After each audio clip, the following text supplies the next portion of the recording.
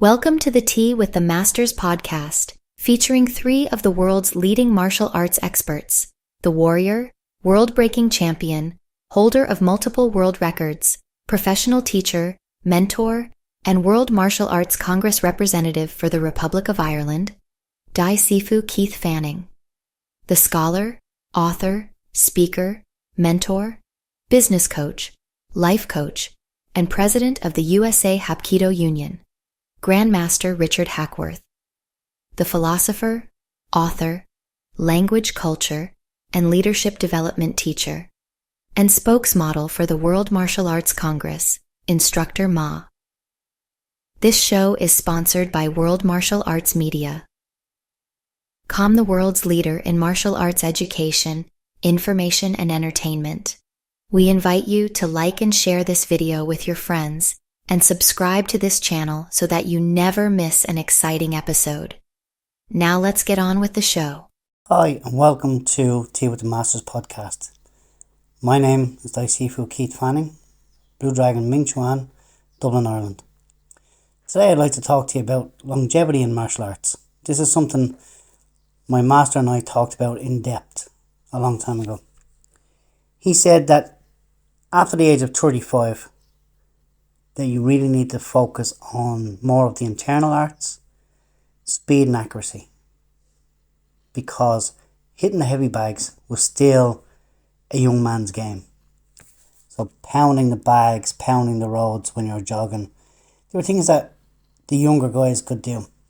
But once you got to 35, the body didn't recover as quick.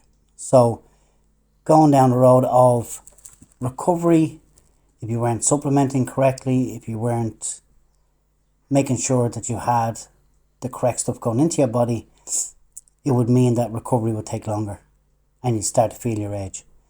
However, if you start to turn to the speed and accuracy, he was talking about, using iron finger shots to vital points in the body. So learning acupressure, learning acupuncture, some of the nerve points in the body.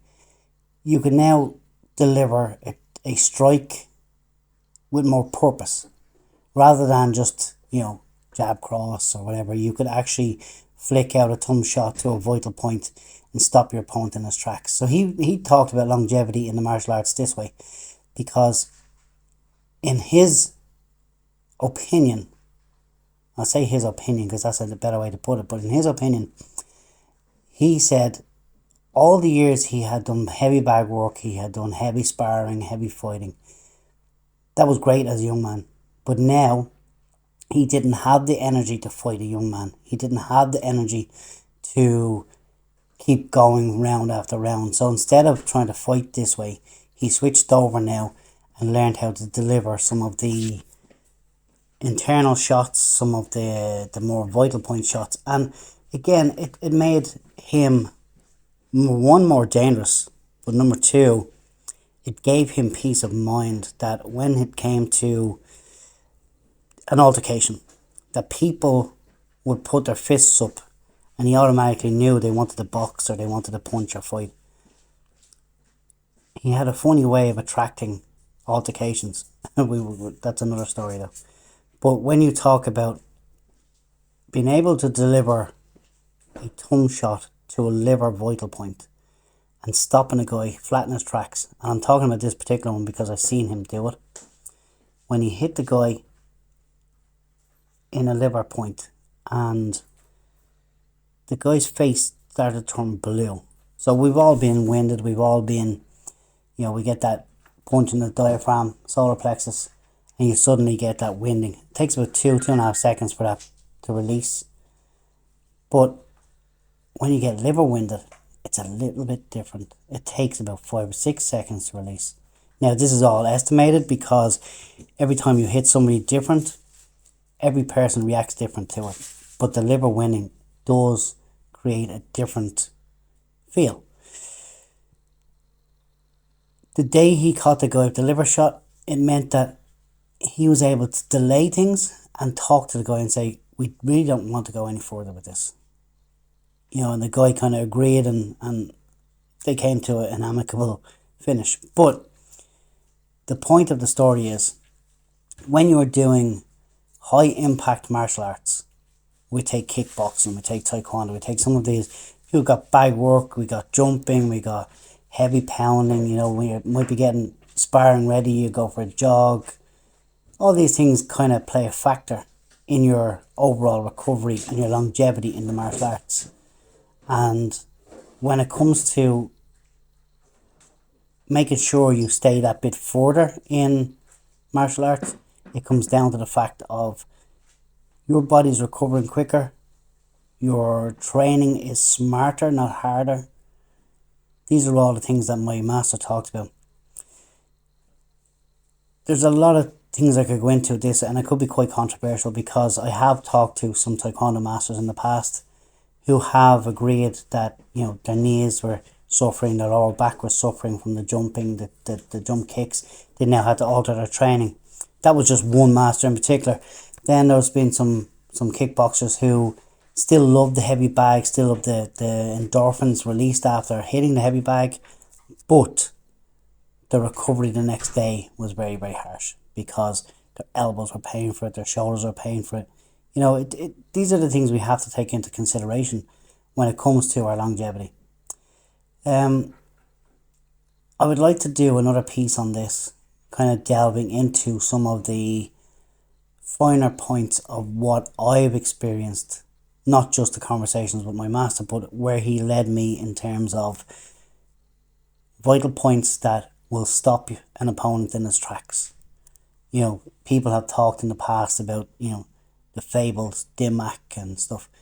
There is an element of truth to every part of that. When you look into acupressure and acupuncture and some of the vital points and nerve holes that we've come to know and learn, it's another area of training that people should have a look at. It's not just all about blocking and punching, and all martial arts are great, don't get me wrong. Once you're training and you're sticking true to the course and you're doing your pieces, but just remember, age does play a factor. Recovery plays a huge factor. We might think in our head, especially males, we still think we're young at heart, but our body's trying to tell us something different. So maybe just have a look into some of the more internal arts. Tai Chi, Qigong, Bakwa, the list goes on. But, as I said, this is just my master's opinion and something I'm passing on to you guys. Anybody needs to reach out or have any questions for me, feel free to email me, sifufanning@gmail.com, or look me up on sifufanning.com. Thank you for listening. I hope you enjoyed it. Take care. If you practice Taekwondo, Tang Soo Do, Hapkido, Judo, or any other Korean martial art, you will find the top experts in the world in our community at facebook.com/groups/Korean martial arts. We invite you to join today. Hello, I am Richard Hackworth. I am the president of the USA Hapkido Union. Over the years, I have earned the reputation of being a scholar of the history, culture, and traditions of the Korean martial arts. I hope that you will find my part of the show informative and educational. This part of the show is sponsored by usahapkidounion.org. So, let's dive into today's topic. Why physical fitness is the bedrock of martial arts mastery. Martial arts, with their captivating displays of power, agility, and technique, often leave a lasting impression. However, the path to mastering these arts extends far beyond learning intricate moves. Physical fitness forms the very foundation upon which martial arts prowess is built. Here's a deeper look at why physical fitness is an essential ingredient in any martial arts journey. 1. Building a strong foundation, strength, and endurance. Most martial arts techniques rely on a combination of strength and endurance. Punches, kicks, throws, and blocks all require the ability to generate and sustain power. Strong core muscles provide stability for executing complex maneuvers, while well-developed legs offer the explosive power for takedowns and dynamic movements. Strength. Strong muscles allow for powerful strikes, effective grappling, and the ability to control or overcome an opponent's resistance. This strength translates beyond technical applications, improving everyday activities like lifting objects and maintaining good posture. Endurance. Martial arts training is often demanding, with bursts of intense activity interspersed with periods of sustained exertion. Strong cardiovascular endurance allows you to maintain peak performance throughout a training session or a sparring match. 2.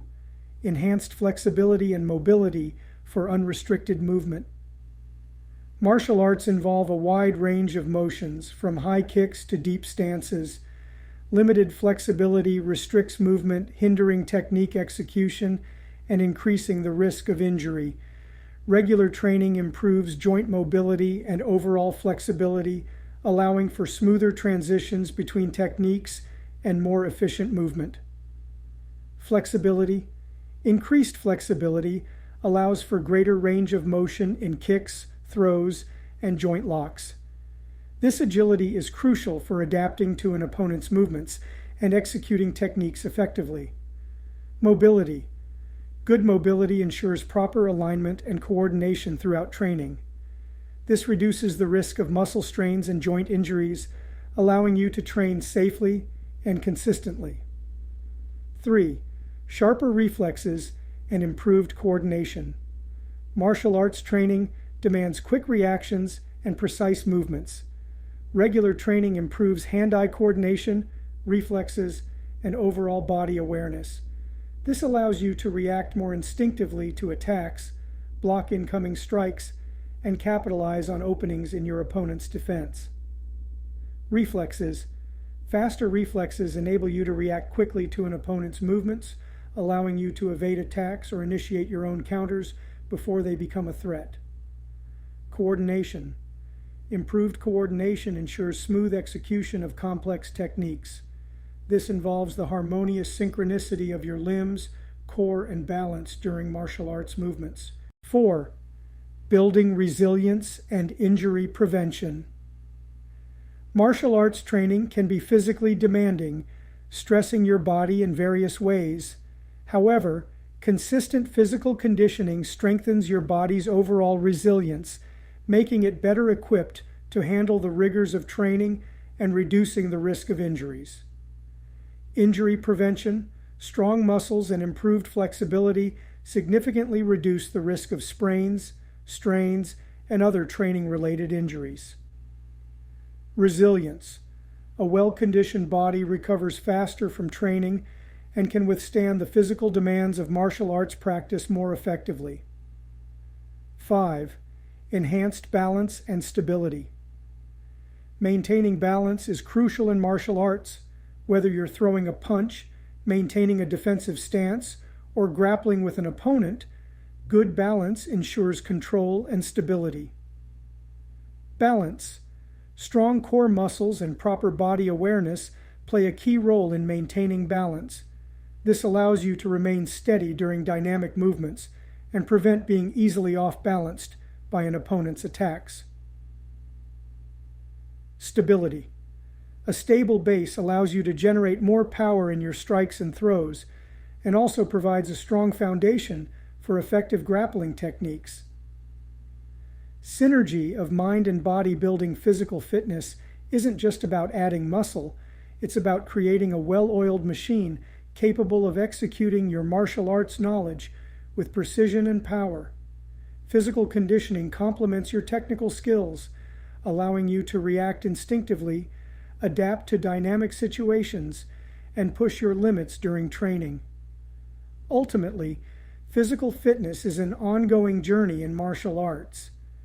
By prioritizing your physical conditioning alongside your technical training, you not only unlock your full potential as a martial artist, but also cultivate a healthy and resilient body that supports your pursuit of mastery. I want to personally thank you for supporting today's show. I invite you to join the USA Hapkido Union today. Share your thoughts and experiences in the comments below. Remember, the journey to the heart of Hapkido begins with a single step. Get started today. Martial Arts Lifestyle 365, the world's leading martial arts resource. Hello, I am Instructor Ma. I am the World Martial Arts Congress Language, Culture, and Character Development teacher. This portion of the show is sponsored by worldmartialartscongress.cn. While you are here, be sure to subscribe to our channel. Hit the like button and share this video with a friend. It helps more than you know.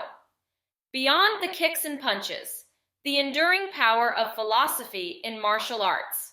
Martial arts, with their displays of physical prowess and technical mastery, often capture the imagination. Yet, beneath the surface of intricate movements and lightning-fast strikes lies a deeper wellspring, philosophy.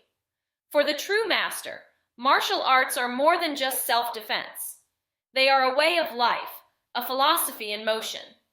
Here's a deeper look at why philosophy is so deeply intertwined with the essence of martial arts. 1. Cultivating inner peace, from self-defense to self-mastery. Many martial arts originate from ancient traditions that emphasize not just physical combat, but also mental and spiritual well-being.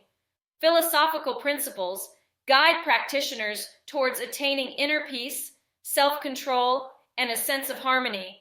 This focus on inner development translates to better control over emotions and reactions during potentially volatile situations. Self-discipline. Core philosophical tenets often emphasize discipline and self-control. These principles transcend the training hall, helping practitioners manage their thoughts, emotions, and actions in everyday life. De-escalation and conflict resolution. Many philosophies encourage a peaceful approach to conflict. Masters learn to de-escalate situations and seek resolution before resorting to violence. This philosophy spills over into real-life situations, promoting conflict resolution through communication and understanding. Examples: Zen Buddhism in Japanese martial arts. Many Japanese martial arts are heavily influenced by Zen Buddhism, which emphasizes mindfulness, inner peace, and living in the present moment. This philosophy encourages awareness of oneself and one's surroundings, leading to more measured and controlled actions. Taoism in Tai Chi. Tai Chi Chuan, with its flowing movements and focus on balance, embodies Taoist principles of harmony with nature and effortless action. This philosophy translates to a calm and collected approach to self-defense, prioritizing control and deflection over aggression. 2. The moral compass, ethical conduct, on and off the mat. Philosophy provides a moral framework for martial arts practitioners. Concepts like honor, respect, and courage are ingrained in many traditions, guiding their actions both inside and outside the training hall.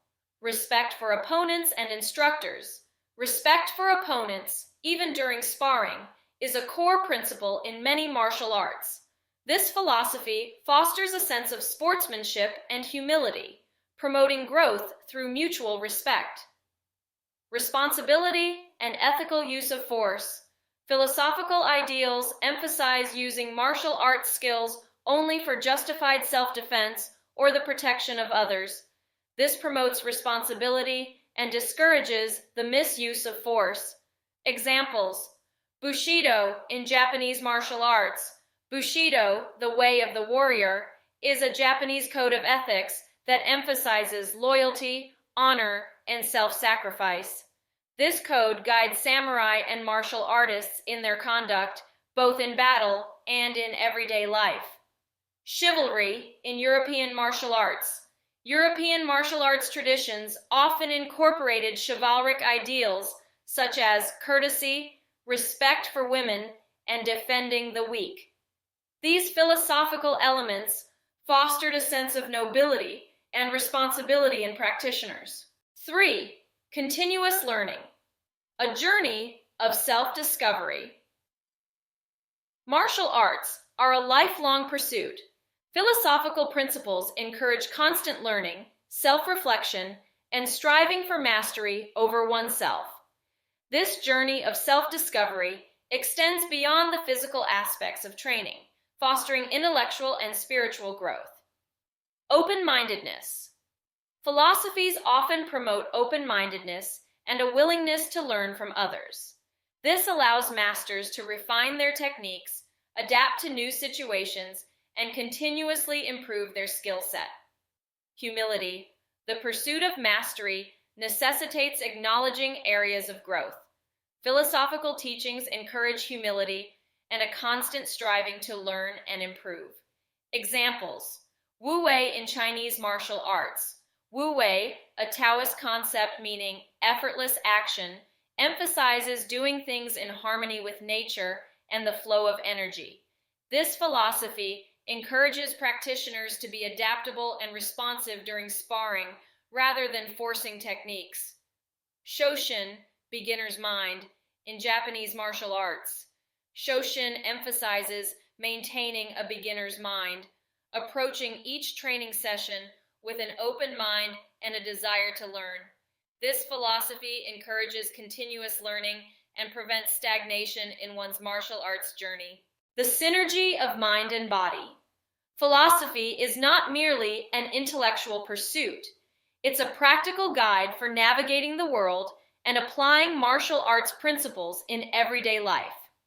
Understanding the philosophical underpinnings of your chosen art form fosters a deeper connection to its techniques and traditions.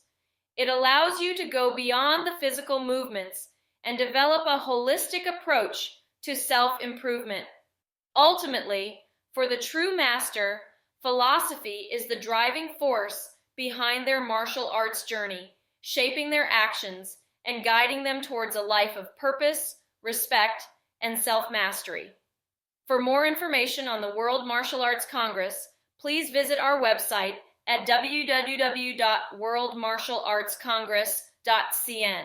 To find out how to become a Yangsheng Tai Chi instructor, visit www.healthylifetaichi.com.